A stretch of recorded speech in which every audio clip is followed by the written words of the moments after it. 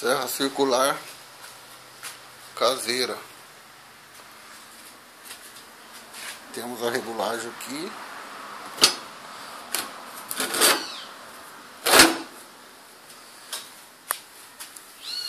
Temos outra regulagem aqui.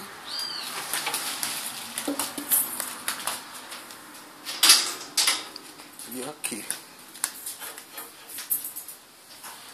Girando aqui, vou levantar a prancha de cima.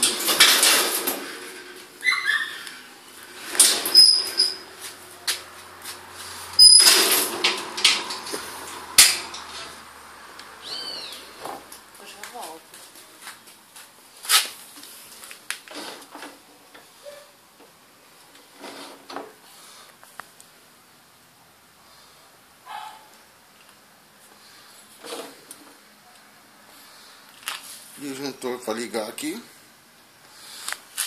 Nós temos regulagem aqui na mesa também, para subir e descer a mesa aqui, ó.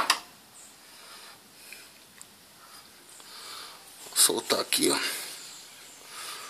Tá apertado, tem que pegar uma chave. Eu solto aqui e com essa alavanca aqui eu desço essa mesa até embaixo e subo. Aqui também nós temos outra regulagem, soltando aqui, eu afasto o guia.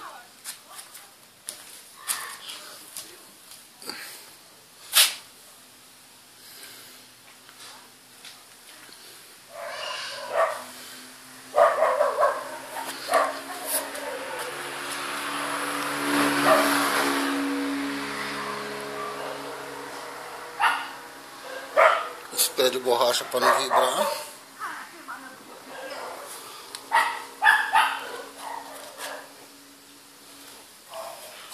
Fiz em duas partes aqui, encaixa uma dentro da outra para ficar menor para poder carregar.